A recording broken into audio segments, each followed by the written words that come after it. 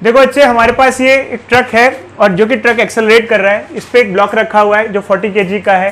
ये जो ब्लॉक है वो किनारे से 5 मीटर दूरी पे है। एक्चुअली क्या है कि सब फ्रिक्शन तो लग तो रहा है इस पे, वो जो फ्रिक्शन है वो ब्लॉक को रोकने में हेल्प करेगा, स्लिपिंग अवॉइड करेगा। बट एक्चुअली फ्रिक्शन अगर सफिशिएंट नहीं होगा तो क्या होगा कि ब्लॉक पीछे खिसकता जाएगा। जब ट्रक आगे बढ़ता जाएगा ब्लॉक पीछे खिसकता जाएगा और एक टाइम ऐसा आएगा कि ब्लॉक गिर जाएगा।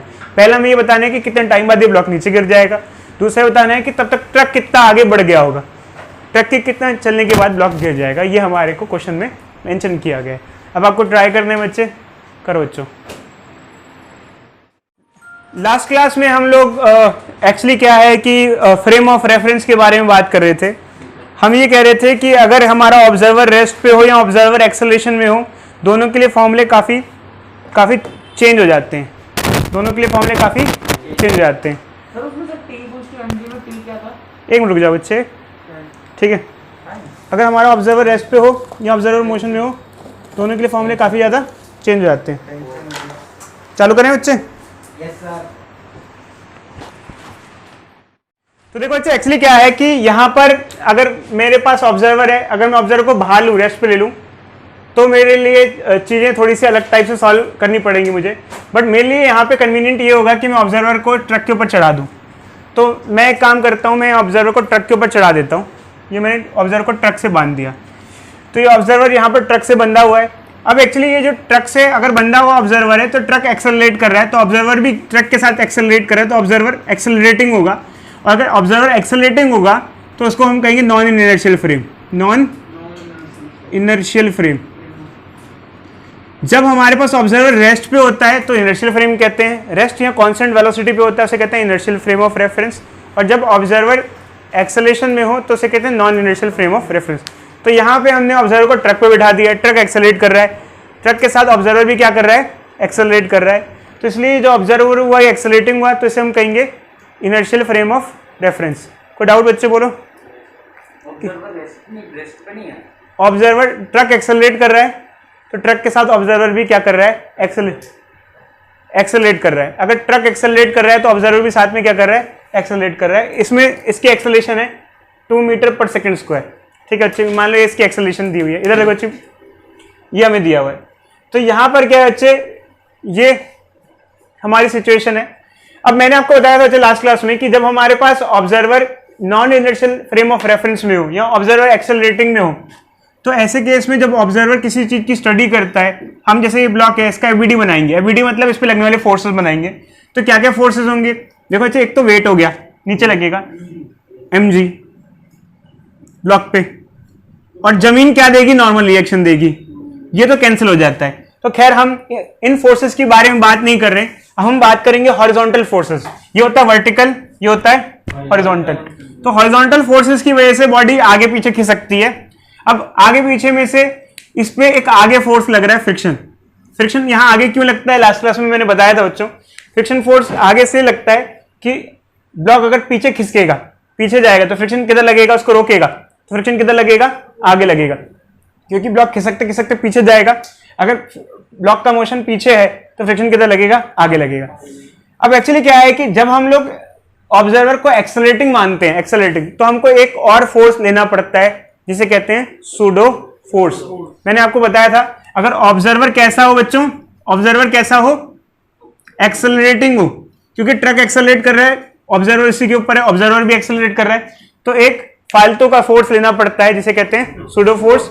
जो किधर लेना पड़ता है, जिसकी डायरेक्शन कहां लेते हैं हम आमतौर पे, डायरेक्शन कहां ली जाती है उसकी, अगर ट्रक का मोशन इधर है तो उस सूडो फोर्स की डायरेक्शन अपोजिट ली जाती है, सूडो फोर्स।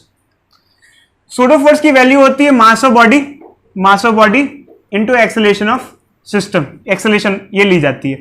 तो कुल मिला के इस हिसाब से जो ये ऑब्जर्वर यहां खड़ा हुआ है उसके हिसाब से ब्लॉक पे कितने फोर्स लग रहे हैं, ये वाले मत लेना, हॉरिजॉन्टल, कितने हॉरिजॉन्टल फोर्स लग रहे हैं, दो। सूडो फोर्स लेना जरूरी है क्योंकि ऑब्जर्वर कैसा है, एक्सेलरेटिंग है। सूडो फोर्स कोई फोर्स नहीं होता है, मैंने आपको बताया था, इसका नाम ही सूडो है। सूडो मतलब कि जो एक्चुअल में एग्जिस्ट ना। बट क्यों लेना पड़ता है सूडो फोर्स, सूडो फोर्स इसलिए लेना पड़ता है ताकि वो कैलकुलेशन ढंग से कर पाए। सूडो फोर्स इसलिए लेना पड़ता है कि वो जस्टिफाई कर सके कि ब्लॉक पीछे क्यों खिसक रहा है, क्योंकि ब्लॉक खिसक रहा है ना पीछे, तो सूडो फोर्स जस्टिफाई कर सकता है कि ब्लॉक पीछे क्यों खिसक रहा है। समझ में आ गया बच्चों? तो अब इस ऑब्जर्वर के हिसाब से इस ब्लॉक पे दो फोर्स हैं, फ्रिक्शन और सूडो फोर्स। अब ये बंदा ये कहेगा कि यहां दोनों फोर्स लग तो रहे हैं, बट इनमें से डोमिनेट कौन कर रहा है, कौन से डोमिनेट कर रहा है, which force is dominating? Sir उसके लिए तो सूडो ही होगा, जो सूडो फोर्स डोमिनेट कर रहा है। कैसे कर रहा है, क्या क्यों कर रहा है? क्योंकि ब्लॉक पीछे की देखो बच्चे एक्चुअली क्या है, इस पे दो फोर्स लग रहे हैं। ये अगर ये ज्यादा होता तो क्या होता, ये आगे जाता।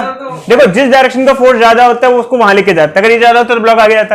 ये ज्यादा है तो ब्लॉक किधर जा रहा है, पीछे, क्योंकि ये ज्यादा है। अगर नेट फोर्स कहूं तो नेट फोर्स कितना होगा? नेट फोर्स क्या होता है, देखो बच्चे, अगर नेट फोर्स कहूं तो इन दोनों का सब्सट्रैक्शन होगा, subtraction, this minus this, F P minus this. जैसे मान ले ब्लॉक पे दो फोर्स हैं, एक लग रहा है 20 न्यूटन, एक लग रहा है 5 न्यूटन। नेट फोर्स कितना होगा बोलो? इसको इससे माइनस करोगे ना, 20 माइनस 5, तो ऐसे इसको इससे माइनस करोगे तो नेट फोर्स आ जाएगा। ठीक है, तो अब वैल्यू पुट कर देते हैं बच्चे, क्या क्या वैल्यूज है। तो इवन इसकी वैल्यू निकाल भी लेते हैं। मास ऑफ ब्लॉक कितना है बच्चे बताना? 40 kg। एक्सेलरेशन ऑफ सिस्टम कितनी है? 2। ये कितना लग रहा है? 80 न्यूटन। फ्रिक्शन कितना लग रहा है? भाई कौन डोमिनेट कर रहा है? ये ब्लॉक किधर जाएगा? पीछे। तो नेट फोर्स कितना आ जाएगा हमारे पास यहाँ पर? 80 माइनस 60 कितना हो जाएगा? 20। 20 किधर, आगे या पीछे? पीछे। अब देखो बच्चे, इससे ब्लॉक की एक्सेलरेशन आएगी, mass into acceleration of block. Force क्या होता है? फोर्स क्या होता है? Mass into mass of block कितना है? 40। एक्सेलरेशन ऑफ ब्लॉक कितनी है, निकालनी है, कितनी आ जाएगी? कितना आ जाएगा बोलो? 20/40 कितना होता है? 1/2 मीटर पर सेकेंड स्क्वायर। अब इसका क्या मतलब है बच्चे? इधर बोलो नहीं, बीच में नहीं बोलो बच्चे, इधर देखो। पहले मुझे कंप्लीट करने दो फिर बात करना, ठीक है?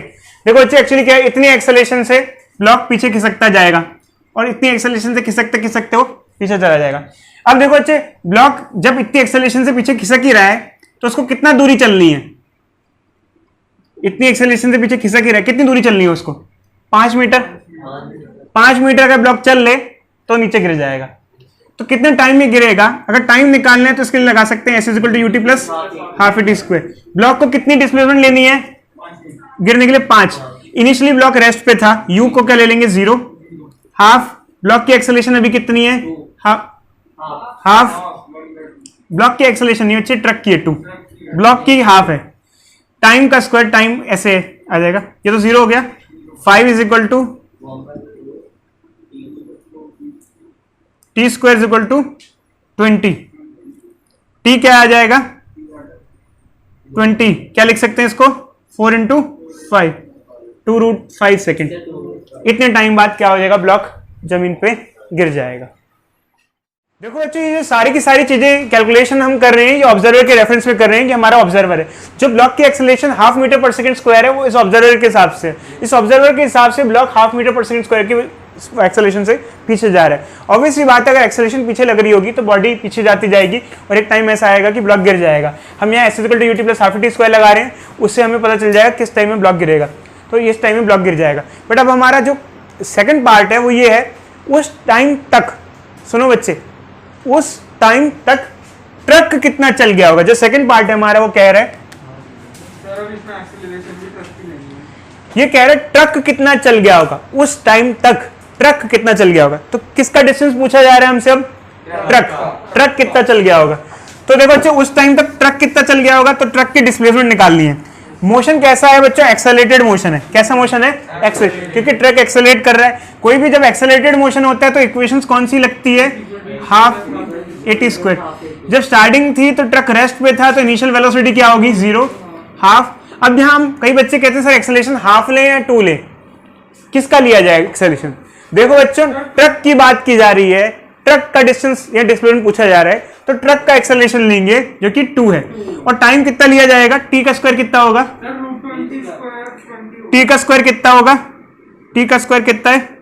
20 है। अभी अभी हमने निकाला था, ये हमारे पास आया था, ये तो 0 हो गया, 2 से 2 कट गया, 20 मीटर। तब तक, जब तक ये ब्लॉक गिरेगा ट्रक 20 मीटर आगे पहुंच चुका होगा। जब तक ट्रक 20 मीटर आगे चल गया होगा तब ये ब्लॉक गिर जाएगा यहाँ से। तो ये बच्चे सूडो फोर्स का एक ही न्यूमेरिकल था हमारे पास, एक हमारा खत्म हो गया। अब हम आगे दूसरे टॉपिक पे मूव करते हैं। अब हम लिफ्ट के केस पे आते हैं। तो लिफ्ट का केस क्या है बच्चे, एक बार बताते हैं। देखो बच्चों, एक्चुअली क्या है कि कभी आप लोग मेले में गए झूला झूलने, झूले में क्या होता है बच्चे, काफी अजीब सा फील होता है। एक बार कभी देखा एकदम से जब झूला ऊपर जाता है और एकदम से नीचे आता है, जब नीचे आता है एकदम से झूला काफी अजीब सी फीलिंग आती है, या ऊपर जाता है एकदम से अजीब सा फील होता है, अब एक्सेलरेट कर रहा होता है। अरे बच्चे आपके टाइम में देखो, एक्चुअली क्या आज के टाइम में सुनो बच्चे, आज के टाइम में एडवेंचर आइलैंड है। एक टाइम में जैसे जब मैं छोटा था तो उस टाइम में मेले बहुत लगा करते थे। जहाँ वीथीएस मॉल देखते हो वहाँ वीथीएस मॉल नहीं था, वहाँ पर एक बड़ा सा गार्डन हुआ करता था, वहाँ पे बहुत सारे मेले लगते थे। इवन आज भी छोटे शहरों में और इवन दिल्ली में भी गीता कॉलोनी में आप नवरात्रि में मेला देखने जा सकते हो, और कृष्णनगर में कई जगह जा सकते हो, झूला झूल सकते हो सस्ते में, इतने पैसे खर्च करने की जरूरत नहीं है। खैर ये हमारा टॉपिक नहीं, हमारा डिस्कशन ये है बच्चे। एक्चुअली क्या होता है, जब हम किसी लिफ्ट में, इधर देखो बच्चे, जब हम किसी लिफ्ट में हैं और अगर लिफ्ट कांस्टेंट स्पीड से ऊपर या नीचे जाए, कांस्टेंट स्पीड से मूव करे या रेस्ट पे हो, तो उस केस में अगर लिफ्ट में कोई पर्सन है, जैसे मान लो ये पर्सन हमारा लिफ्ट में है,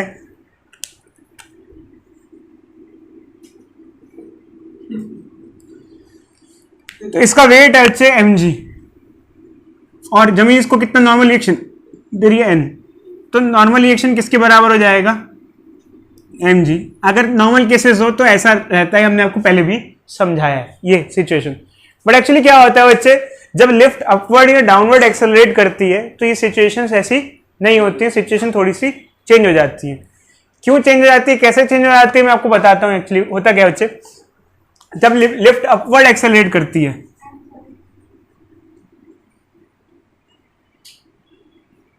तो उस केस में normal reaction mg plus ma हो जाता है। जैसे मान लो ये लिफ्ट है, इधर देखो बच्चे, इधर देखो, बताएंगे बच्चे कैसे आया ये भी बताएंगे अभी आपको। अगर लिफ्ट अपवर्ड एक्सेलरेट कर रही है, लिफ्ट की एक्सेलरेशन अपवर्ड है और ये बंदा है लिफ्ट में, तो नॉर्मल रिएक्शन इतना हो जाएगा। इस केस में हमें हैवी फील होने लग जाता है कि हैवी है। अगर अपवर्ड एक्सेलरेशन में जा रहे होते हैं, जैसे झूले में अपवर्ड जा रहे होते हैं, तो हमको हैवी फील होता है, और अगर हम डाउनवर्ड आ रहे होते हैं उस टाइम को हमको लाइट फील होता है, हल्का फील होता है। अगर हम देखें थर्ड केस, अगर हम लोग डाउनवर्ड एक्सेलरेशन में है, ये फॉर्मूले कैसे आए अभी हम बताते हैं बच्चों, सिर्फ फॉर्मूले के बारे में बता रहे हैं हम आपको। mg माइनस ma हो जाता है, जो कि mg माइनस a हो जाता है। हाँ बच्चे बताते हैं बच्चे, अभी हम डिटेल डिस्क्रिप्शन अभी आपको दे रहे हैं, बस अभी हम फॉर्मूला लिख रहे हैं, जस्ट आपको बता रहे हैं क्या होता क्या है, फिर ये फॉर्मूला कैसे आया है थोड़ा सा बता देंगे। इसमें ऑब्जर्वर को एज्यूम करा के आपको दिखा देंगे सारा का सारा कैसे होता है। बस ये ध्यान रखना, अगर अपवर्ड एक्सेलरेशन हो तो भारी फील होता है, कभी शायद आपने रियलाइज किया ना हो, अगर हम जब झूले में ऊपर की तरफ जा रहे होते हैं एक्सेलरेशन से तो हमको भारी सा फील होता है, और जब नीचे आ रहे होते हैं तो हल्का सा फील होता है। क्यों? क्योंकि अपवर्ड में हमारा नॉर्मल रिएक्शन बढ़ जाता है और डाउनवर्ड में नॉर्मल रिएक्शन हमारा डिक्रीज हो जाता है। एक्चुअल में क्या होता है बच्चों, एक चीज जानना बहुत जरूरी है हमारे पास। देखो एक्चुअली हमारे पैरों पे लोड लगता है, हम जब मैं खड़ा हूं तो मेरे को थोड़ी देर में पैरों में दर्द होना चालू हो जाएगा। कारण क्या है, कोई बताएगा ऐसा क्यों है, मेरे को पैरों में दर्द क्यों होना चालू हो जाएगा अगर ज्यादा, क्योंकि मेरा बॉडी वेट मेरे पैरों पे आ रहा है एक्शन। देखो, और जमीन मुझे क्या दे रही है, नॉर्मल रिएक्शन दे रही है। तो ये नॉर्मल रिएक्शन मेरे पैरों पे लगता है, जमीन मेरे पैरों पे जो फोर्स लगाती है, जमीन जो मेरे पैरों पे फोर्स लगाती है, वो मेरे पैरों पे ये फोर्स आ रहा है और उस वजह से मेरे पैरों में दर्द आएगा। अगर मान लो मैं बैक टांग के खड़ा हो जाऊं तो क्या होगा, तो ज्यादा जल्दी दर्द होगा। क्यों? क्योंकि मेरा ओवरऑल वेट क्या हो गया, बढ़ गया। मेरा वेट तो बड़ा ही बड़ा, जैसे मान लो एक बच्चा है यहाँ पर, ये मान के चलो एक बच्चा है, आमतौर पे ये बिना बैग के खड़ा हुआ है। मान लो ये बच्ची है, जैसे मान लो ये बच्ची है, इसका मास है 30 kg मान लो, ठीक है। अच्छा, तो इसका वेट कितना होगा, 300 न्यूटन। तो इसके पैरों पे जमीन नॉर्मल रिएक्शन कितना दे रही होगी,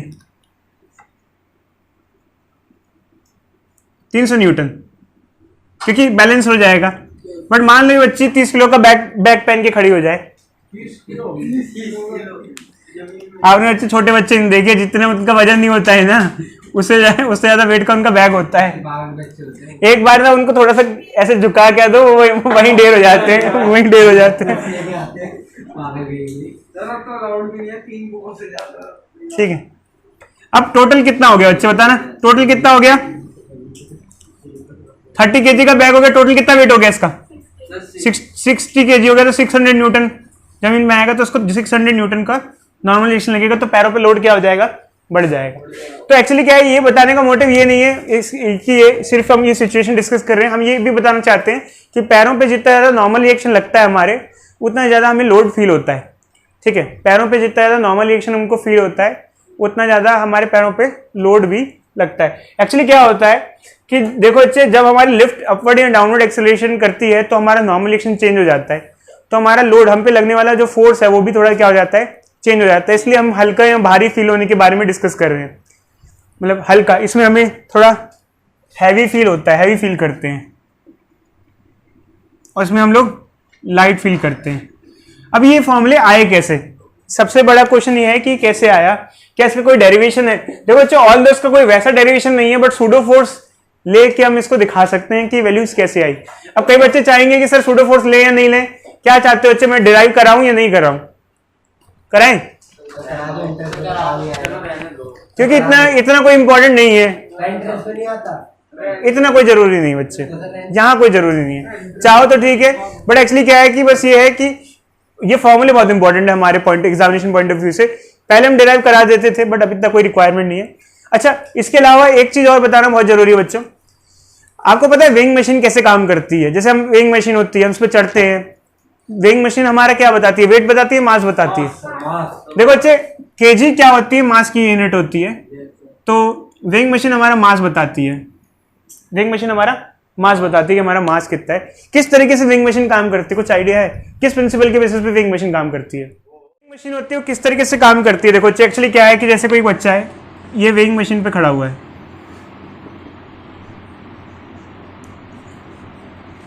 तो आपका जो लोड है, वेट, वो वेइंग मशीन पे लगेगा। ठीक है, net downward force weighing machine पे लगेगा। ऑब्वियसली बात है, वेइंग मशीन कुछ अपवर्ड नॉर्मल रिएक्शन देगी। ठीक है, नॉर्मल केसेस में नॉर्मल रिएक्शन वेट के बराबर होता है, नॉर्मल केसेस में, हर केस में नहीं होता है। अब क्यों नहीं होता ये भी मैं बताऊंगा। बट एक्चुअली क्या है, वेइंग मशीन ये देखती है कि उसको कितना फोर्स आपको देना पड़ रहा है आपको स्टैंड रखने के लिए, स्टिल रखने के लिए। क्योंकि मैंने आपको बताया जमीन पे, जैसे हम लोग कभी मैं खड़ा हूँ तो मैं रेस्ट पे हूँ, क्या मैं जमीन में धंस रहा हूँ अंदर? नहीं। क्यों नहीं धंस रहा? क्योंकि अर्थ मुझ पे फोर्स तो लगा रही है, बट जो जमीन है मुझे नॉर्मल रिएक्शन दे रही है, और ये दोनों क्या हो जा रहे हैं? बैलेंस हो जा रहे हैं, कैंसिलेशन हो जा रहा है।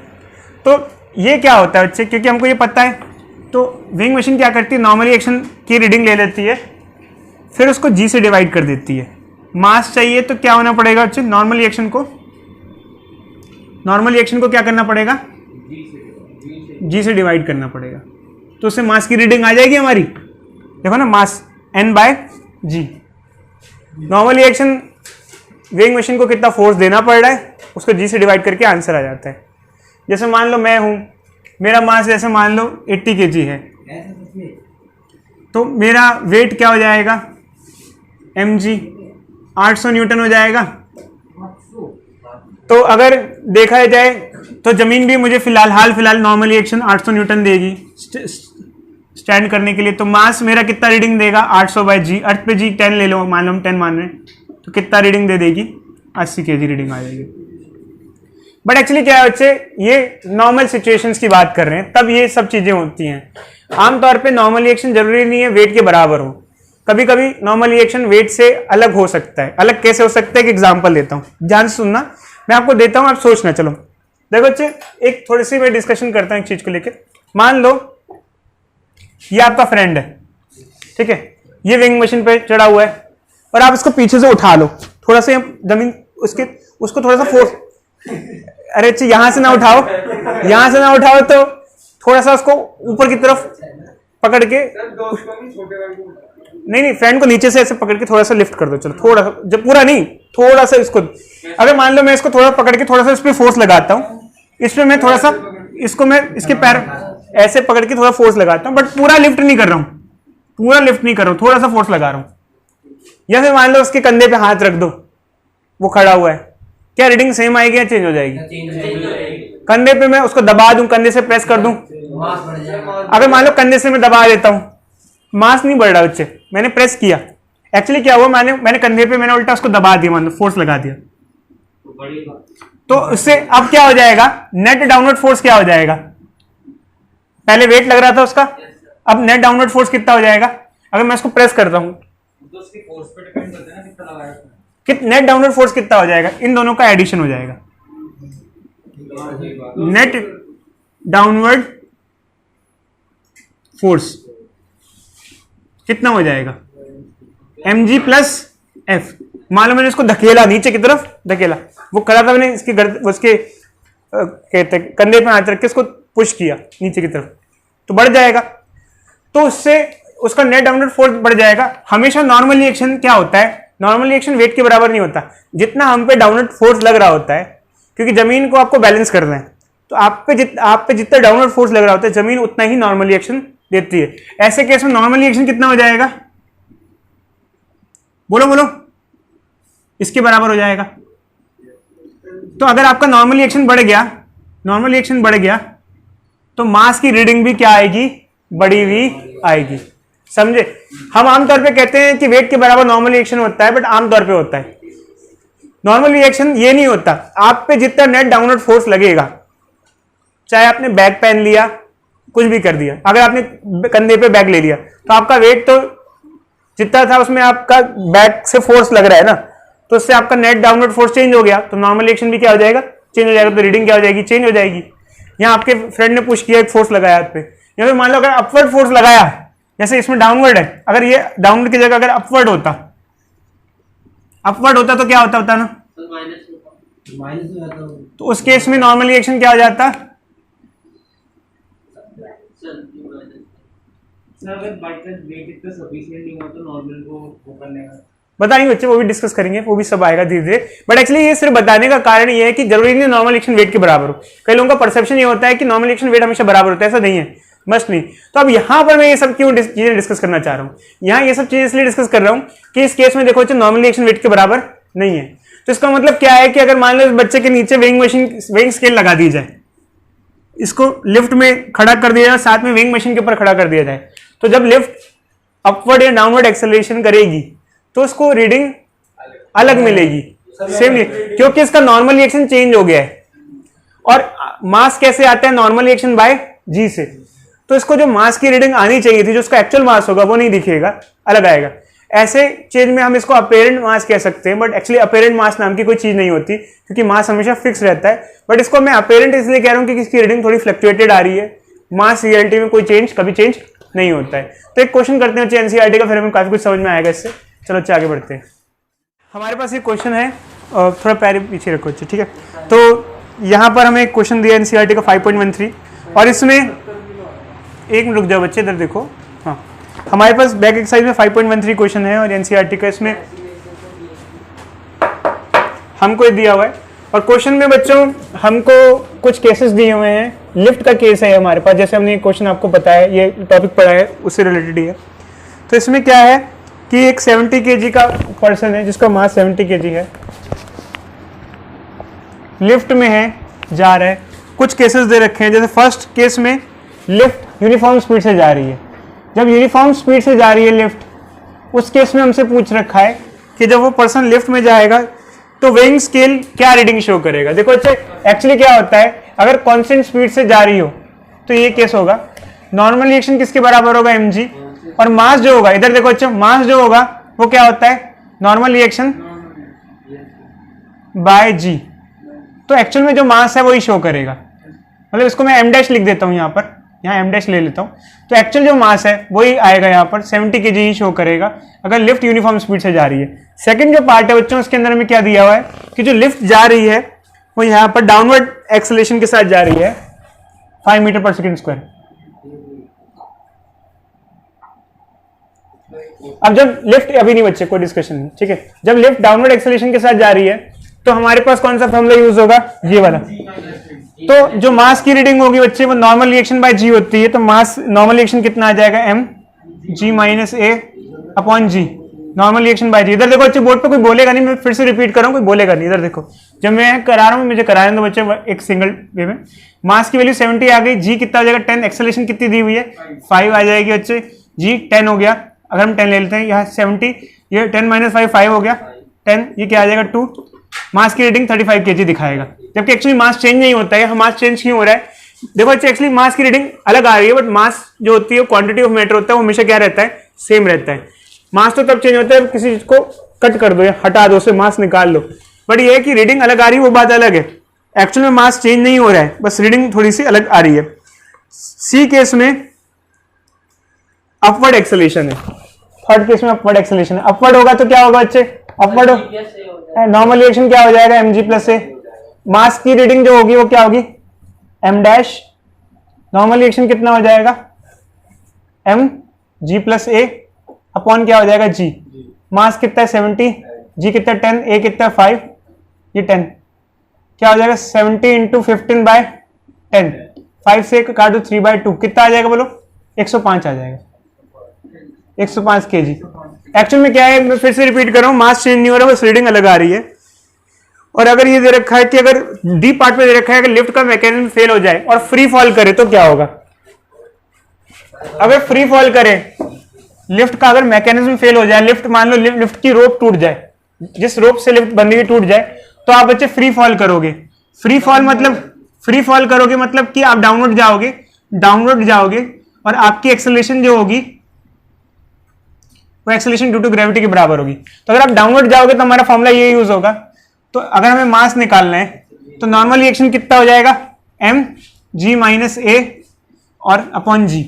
तो एक्सेलरेशन किसके बराबर हो जाएगी, जी के बराबर। तो ये जी माइनस जी क्या हो जाएगा, 0 आ जाएगा। तो आपका जो रीडिंग होगी मास की वो आएगी 0, क्योंकि आप फ्री फॉल कर रहे हो। फ्री फॉल में अपेरेंट वेट जो हो जाता है वो 0 हो जाता है।